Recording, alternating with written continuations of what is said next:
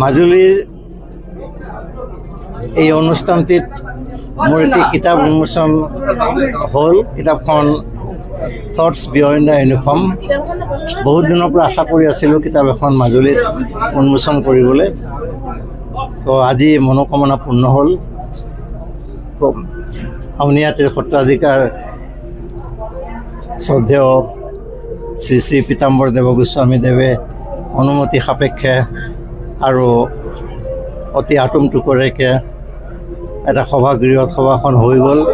মই চিৰ কৃতজ্ঞ হৈ ৰ'লোঁ তেওঁলোকৰ লগত।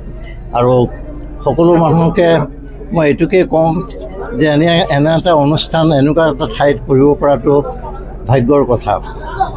আৰু ভৱিষ্যত জীৱনত যাতে মই এনেকুৱা ধৰণৰ অনুষ্ঠানত আকৌ আগভাগ ল'ব পাৰোঁ, এই মনোকামনা মোৰ। ইয়াতকৈ মোৰ ক'বলগীয়া বৰ বিশেষ নাই। ধন্যবাদ। কোনটো প্ৰভা? এই কিতাপখনৰ ওপৰত কিমান আছে? কিতাপখন দিয়াচোন ৰ'বা। 176টা প্ৰবন্ধৰে সম্মিলিত কিতাপখন ইংৰাজী মাধ্যমতে লিখা হৈছে।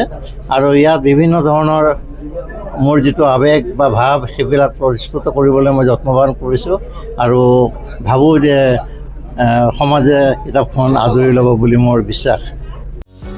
যিকোনো খবৰৰ বাবে যোগাযোগ কৰক আমাৰ এই নম্বৰত 9181 307 221।